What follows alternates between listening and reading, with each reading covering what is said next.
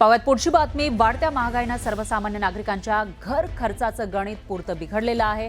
जीवनावश्यक वस्तूंच्या वाढत्या दरांमुळे जळगावकरांमध्ये तीव्र संताप व्यक्त होतोय.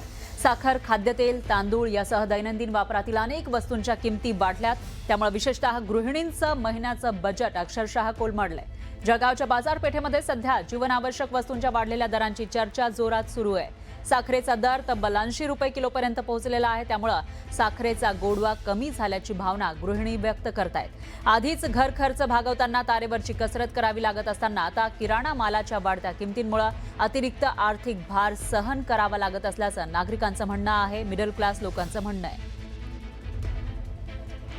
गेल्या काही दिवसांपासून जर बघतोय तर या ठिकाणी महागाईचा भडका उडाल्याचं चित्र आपल्याला पाहावयास मिळतंय.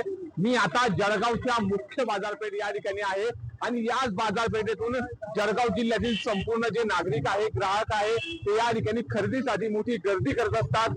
नेहरू चौक, सुभाष चौक परिसरामध्ये मी आता या ठिकाणी आहे आणि हाच मुख्य बाजारपेठ मानला जातो. या मुख्य बाजारपेठेत नेमकी महिला देखील आहेत. ताई, काय सांगाल, या ठिकाणी संपूर्ण पद्धतीने या ठिकाणी महागाई वाढलेली आहे, साखर महागाई वाढलेली आहे. काय खातील गरीब लोक?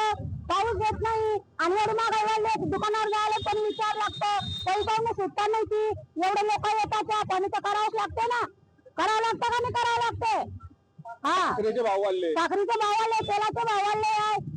काय करावं? तांदूळ पण वाढले. तांदूळ तर 80 ते 90 रुपये किलो तांदूळ देतात. दुकानाला कंट्रोलचे तांदूळ पण 40 रुपये देतात. मागणी काय? मागणी काय? स्वस्त करावं. आम्ही काय खावं? गरीब लोक काय खातील? आम्ही शेतात जातो 200 रुपये रोजानी. तेवढा पैसा पुरतो का?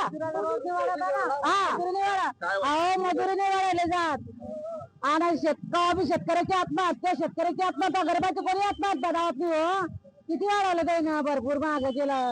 निश्चितच आपण बघतोय तर या ठिकाणी प्रत्येकच जण या ठिकाणी काही ना काही प्रमाणामध्ये नाराजी व्यक्त करताना दिसतो आहे. दुसरीकडचा जर विचार केला तर महागाईने या ठिकाणी डोकं वर काढल्यानंतर जळगावातील सर्वसामान्य नागरिक असतील, ग्राहक वर्ग असतील किंवा व्यापाऱ्यांचं एकच म्हणणं आहे की कुठेतरी साखरेचे दर असो किंवा ज्या पद्धतीने तांदूळ, तेल आणि इतर धान्यांमध्ये ज्या पद्धतीने वाढ झालेली आहे त्यामध्ये या ठिकाणच्या सरकारने कुठेतरी तोडगा काढावा आणि ही जी महागाई आहे ती कुठेतरी कमी करावी, असंच मत या ठिकाणी जळगावकर नागरिकांनी बोलताना व्यक्त केलेलं आहे.